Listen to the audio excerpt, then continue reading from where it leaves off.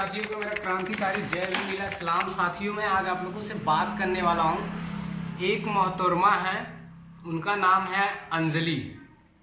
वो अपने शकल को ढक कर आती हैं और वो बात क्या करती हैं, वो कहती हैं कि बाबा साहब डॉक्टर भीमराव अंबेडकर जी जो संविधान लिखे वो नकल के हिसाब से लिखे हैं। राजेंद्र प्रसाद क्या उनके पीछे झोला लेके घूमते थे?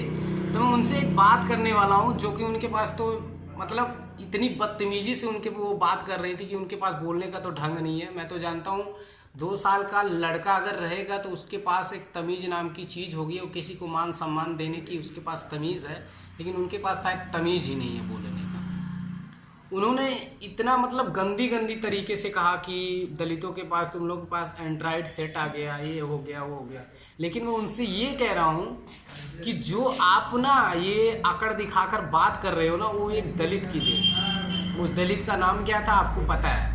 उनका नाम था बाबा साहब डॉक्टर भीमराव अंबेडकर। नहीं तो घर के अंदर बैठी रहती हो। कुछ तुम्हारे पास जो आज पढ़ने का अधिकार मिला ना, वो मेरे बाबा साहब डॉक्टर भीमराव अंबेडकर की बदौलत मिला है। और जो तुम ना ऐसे करके कफन बांध के ना ऐसे करके जो तुम कूदती हो ना, उससे कुछ होने वाला नहीं है तुम्हारा।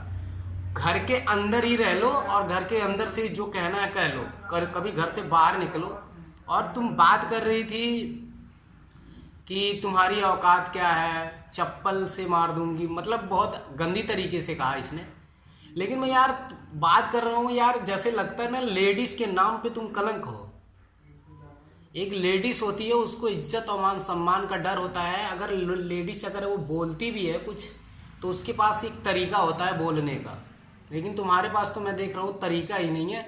अगर तुम स्कूल में नहीं गई हो कभी तो दोबारा मैं तुम्हें कह रहा हूँ कि स्कूल में चले जाओ और पढ़ लो और तुम्हारे अंदर कुछ ज्ञान हो जाएगा। और एक बात और कहा था तुमने, औकात की बात।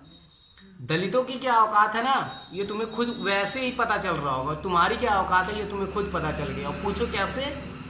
तुम अपनी शकल को बांध के आई हो और ये बाबा साहब का बेटा है। देखो अब बिना शकल बांधे ना कुछ किए मैं निडर आया हूँ खुला, क्योंकि हम बाबा साहब के बच्चे हैं, संविधान के दायरे में आके काम करते हैं। तुम लोगों की तरह नहीं, अंधेरे में तीर नहीं चलाते हैं हम लोग, उजाले में चलाते हैं। अगर अंधेरे में हम लोग तीर चलाते हैं तो वो तीर जाके अच्छे निशाने पे लगती है। तुम लोगों की तरह नहीं मुंह बांध लिए, कभी दलितों की बुराई करना चालू कर दिए तो कभी मुसलमानों की बुराई करना चल दिए, तो कभी ईसाइयों के धर्मों पे चल दिए, कभी पंजाबियों के धर्म पे। कभी देखे हो कि दलित किसी भी समाज का बुराई करता है? बुराई करने पे तुम लोग मजबूर कर देते हो, तब लोग हम लोग बुराई करते हैं। और ये गलत है। कोई भी हो, किसी भी समाज का हो, किसी का भी धर्म हो, किसी का बुराई करना ये गलत है भाई। चाहे अगर मैं राम की बुराई करता हूँ तो तुम मुझे ज़रूर बोलोगे, कोई भी हो बोलेगा। और अगर तुम बाबा साहब की बुराई करते हो तो उसके बदले पे मैं भी भाई बोलूँगा। तो हर किसी को कष्ट होता है, किसी के भी समाज के महापुरुषों का, किसी का भी धर्म का इंसल्ट किया जाए तो हर किसी को मतलब दुख होता है। लेकिन जो तुम इस तरीके से जो ये मोहतरमा बोल रही हैं, जी इनके पास एकदम तमीज़ नाम की कोई चीज़ ही नहीं है।